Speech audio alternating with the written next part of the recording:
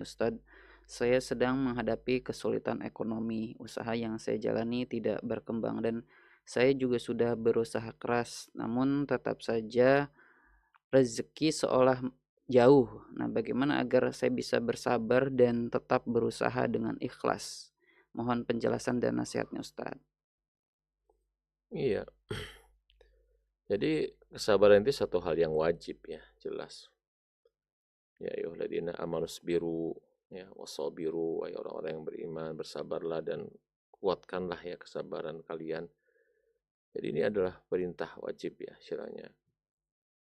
Dalam segala hal ya, gitu. Dalam segala hal kaitannya dengan masalah urusan rezeki kan kita tahu dan kita harus yakin memang bahwa selama kita itu masih diberikan kehidupan oleh Allah Subhanahu wa taala, pasti di situ Allah akan berikan bagian rezeki kita. Ya, hanya saja kan memang besar kecilnya, sedikit banyaknya tidak ada yang tahu ya kecuali Allah Subhanahu wa taala.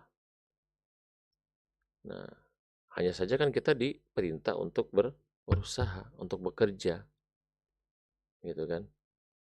Nah, jadi kita harus di situ pertama melihat dari sisi pekerjaan kita dulu ya, gitu secara apa sih istilahnya pandangan umum ya orang ya bahwa pekerjaan ini prospek ataukah tidak gitu. Apakah ini memang bisa memberikan hasil yang cukup atau tidak untuk kebutuhan diri dan keluarga misalnya yang ditanggungnya. Ya itu istilahnya dilihat dulu. Jadi dan itu juga memang dasarnya nanti melihat kepada kebutuhan dia dan keluarga itu berapa gitu ya yang bisa dianggap mencukupi. Kalau misalnya di situ dia dan keluarga itu semuanya memang qanaah dengan apa saja yang diterima begitu ya, berapapun ya alhamdulillah gitu kan. Berarti kan nggak usah terlalu ngotot-ngotot juga gitu maksudnya. Ya, tapi kan kadang-kadang ada orang memang merasa punya kebutuhan yang banyak ya, misalnya ini itu, apalagi kalau punya anak yang tidak satu ya, sudah waktunya misalnya bersekolah ya, untuk kebutuhan pendidikan mereka itu gimana. Nah, itu kadang berpikir seperti itu yang membuat seseorang eh, perlu mencari cara ya untuk bagaimana meningkatkan penghasilan dia ya dalam bekerja ya, dengan melihat tadi itu jenis pekerjaannya seperti apa sih ya, atau di mana dia bekerja itu kan. Nah, jadi oh, ini patut menjadi pertimbangan kalau memang dia pengen mencapai target minimal lah gitu kalau ibaratnya untuk kebutuhan harian misalnya gitu ya. Kalau memang itu model kerja harian atau misalnya di situ kalau model kerja pekanan ataupun bulanan juga seperti itu diperhitungkan. Ya, apakah di situ dia perlu kerja tambahan di samping pekerjaan yang ada? Ya, itu ya misalnya, ini contoh aja. Nah, setelah itu kemudian eh, ya dia bisa berkonsultasi ya kepada orang-orang yang memang sudah dianggap sukses lah gitu ya. Bisa tanya ya bagaimana kiat-kiatnya ini dan bagaimana.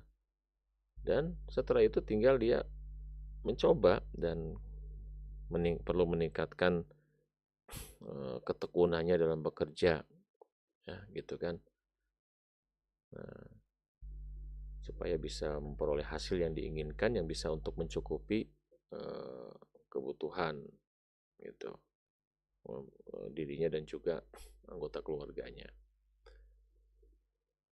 Nah, itu eh, yang penting kemudian setelah itu juga adalah berdoa ya kepada Allah Subhanahu wa taala agar Allah membukakan rezeki ya kepadanya ya, terutama adalah rezeki yang eh, apa sih istilahnya, rezeki yang baik dan juga lapang ya gitu ya. Jadi ada satu doa yang bisa dibaca pada saat zikir pagi eee, yaitu seseorang meminta doa ya, Allahumma inni as'aluka ilman nafi'a wa rizqan thayyiba, kan gitu ya, wa amalan mutaqabbala.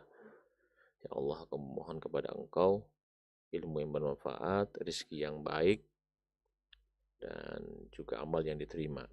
Nah, kemudian dalam sebuah doa yang pernah diucapkan oleh Ibnu Abbas ya, yang sebenarnya memang beliau radhiyallahu anhuma mengucapkannya itu pada saat meminum air Zam-Zam ya. Jadi beliau mengatakan Allahumma inni as'aluka ilman nafi'a wa rizqan wasi'a, ya bahasanya situ ya, istilahnya eh wa syifaan min kulli da. Ya, jadi salah di situ rizki yang luas bahasanya situ ya. Minta ilmu yang bermanfaat ya, kemudian rezeki yang luas, yang lapang, dan juga eh, obat ataupun penawar dari segala penyakit ya, begitu.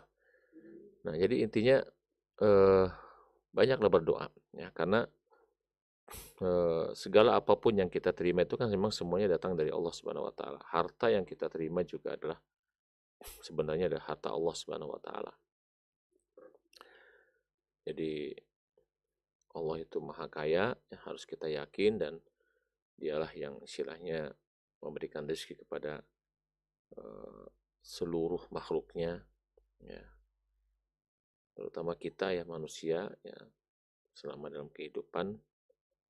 Jadi itu sudah memang menjadi hal yang bagian yang memang Allah Subhanahu wa taala lakukan ya, dalam bentuk ya tarbiyahnya yang bersifat umum ya terhadap seluruh makhluknya. Di samping setelah Allah menciptakan mereka itu ya pasti Allah akan memberikan rezeki kepada mereka. Itu. Nah, tinggal kalau misalnya kemudian kita dalam keadaan kebetulan ya mendapatkan rezekinya itu sedikit, ya sabar gitu.